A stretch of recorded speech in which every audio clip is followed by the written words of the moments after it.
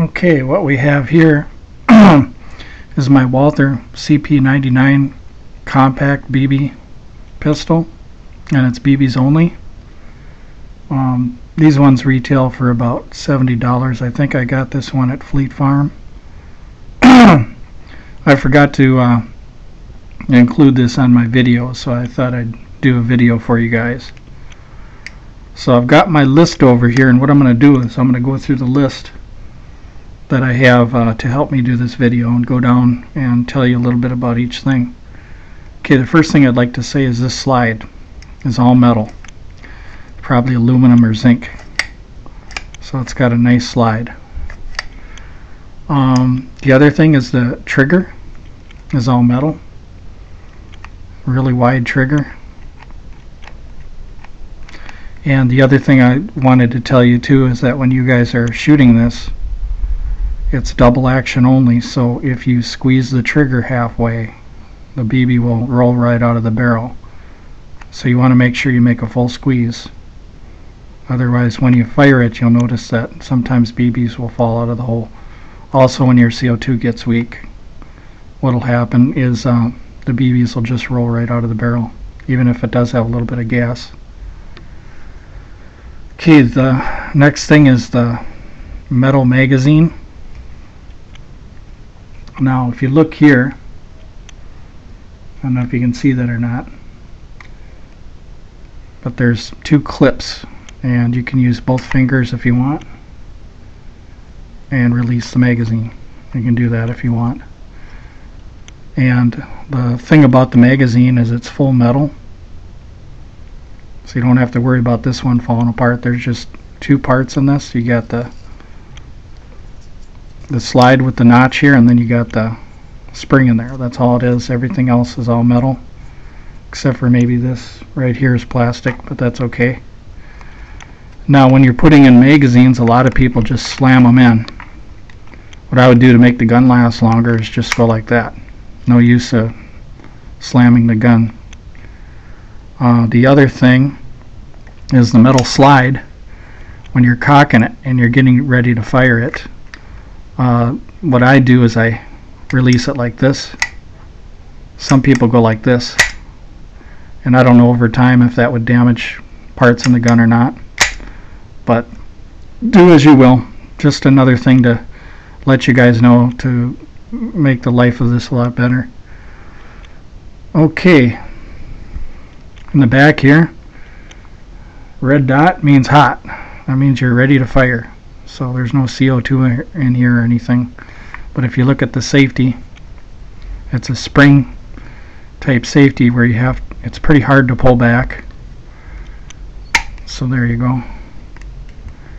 And you have to almost use two hands to do the safety on this thing. Okay, the weight of the gun.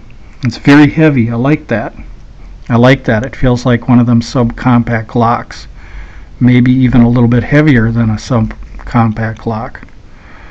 So that's one thing I really like about it, is it's got some good weight to it. Okay, the CO2 compartment. We got this back filler here. This is nice for guys with big hands. This thing helps a lot, makes the gun feel perfectly comfortable. And what you got here is the wheel, and you adjust the wheel after you put the CO2 in so it goes as far as it will. Now sometimes when these guns are new, it's a little tricky, but when you're turning this thing,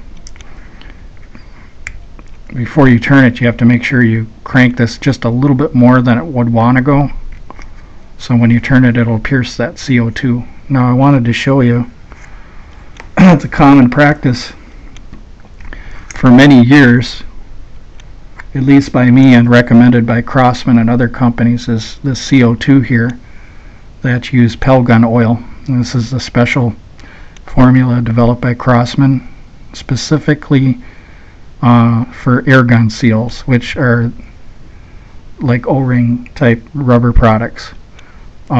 It's a special formula, so it works great.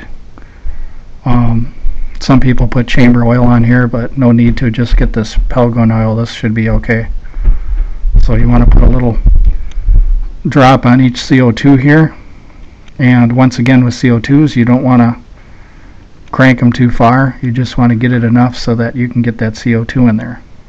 If something should happen where you damage your CO2, you can look at one of my videos where I show you how to make new seals. So if you look down in here, I don't know if you can see down in there. Let me get another light here and see if I can shine down in there. The seals today are a little different. They're differently made, but I don't know if you can see down in there. But it's probably a polyurethane or something like that product that they make these seals out of. If you ever have a problem with the seal, what you do is you scrape that out, you know, if it's leaking, and then we can show you how to make another one to fit in your air gun. So that's on one of my videos you can look at. Alright, so I showed you that already about the CO2.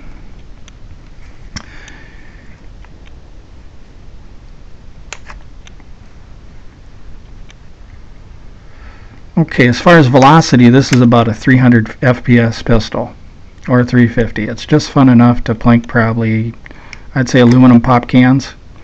And I've tried it at 15 or 20 yards. It works wonderful for shooting pop cans.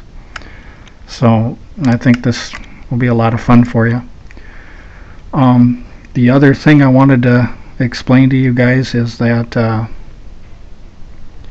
if you were to compare the velocity wise with this, it'd be equal to a Daisy Red Ryder BB gun, if you guys are wondering about the power.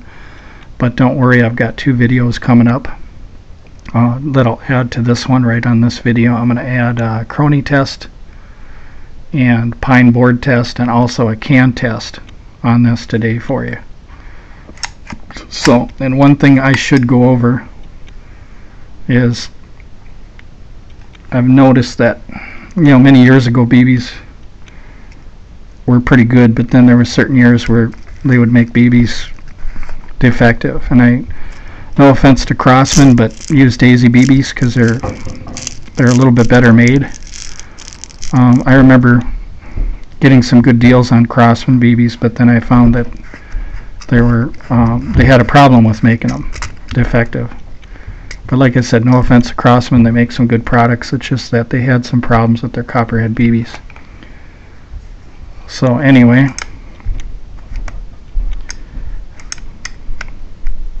and over the years, that little trick with, you know, putting the pellet gun oil on the CO2, that's nothing. It's nothing new. It's been around for years. Some guys have been doing it. I've been doing it for, gosh, probably 30 years now. So ever since I was a kid, I'd always oil my CO2 before I threw it in. So it's nothing new.